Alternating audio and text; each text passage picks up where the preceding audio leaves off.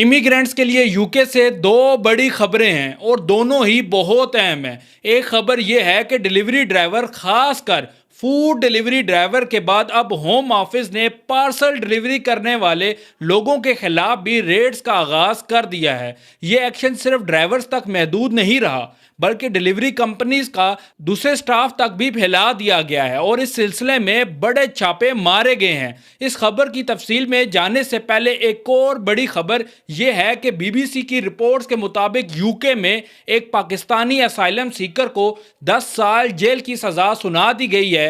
इसका जुर्म यह था कि उसने एक फीमेल के साथ ज्यादती की। यह वाकया पार्क के अंदर पेश आया था।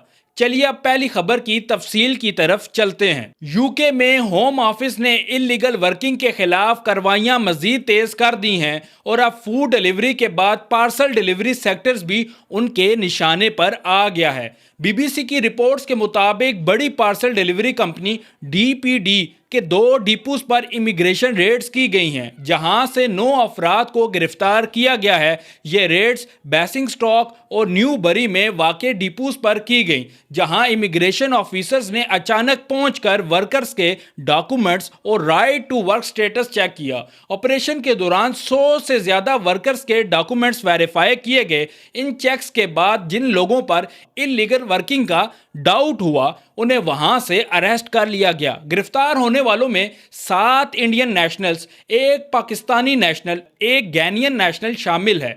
फिलहाल इन तमाम अफराद को इमिग्रेशन बेल पर रिहा कर दिया गया है, लेकिन उन पर कंडीशन लागू हैं और इन्वेस्टिगेशन जारी है। अथॉरिटीज का कहना है कि जो लोग यूके में काम करने का लीगल राइट नहीं रखते, उनके खिलाफ सख्त एक्शन लिया जा रहा है। ये थी पहली खबर। अब बात करते हैं दूसरी खबर की। यूके में एक पाकिस्तानी असाइलम सीकर को 18 साल लड़की के साथ ज्यादती के केस में 10 साल जेल की सजा सुनाई गई है। यह वाकया पिछले साल नटिंगहैमशायर के एक पार्क में पेश आया था, जहां मुतासरा लड़की उस वक्त बहुत ज्यादा नशे की हालत में थी। कोर्ट के मुताबिक मुल्जिम ने उस हालत का फायदा उठाया। मुल्जिम ने अपने दिफा में कहा कि सब कुछ रजामंदी से हुआ, लेकिन जूरी ने उसका मौक़िफ़ मुस्तरद कर दिया और उसे गिल्टी करार दिया।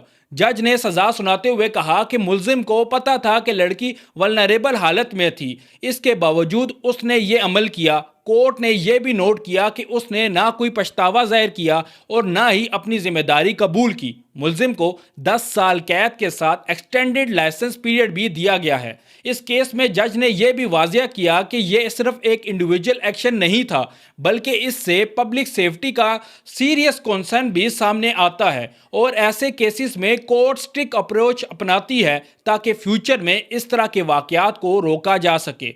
कोर्ट में यह भी सामने आया कि इस केस में एक और शख्स भी इन्वॉल्व था, जिसका केस अब भी अलग से चल रहा है और पुलिस उसकी तलाश में है। दोस्तों, ये थी आज की दोनों अहम खबरें। आपका इनके बारे में क्या ख्याल है, कमेंट सेक्शन में लाजमी बताइएगा। अगर आपको ये वीडियो पसंद आई हो तो लाइक और शेयर करें और यूके से रिलेटेड ऑथेंटिक न्यूज़ सुनने के लिए हमारे चैनल NN डिजिटल को फॉलो कर लें। शुक्रिया।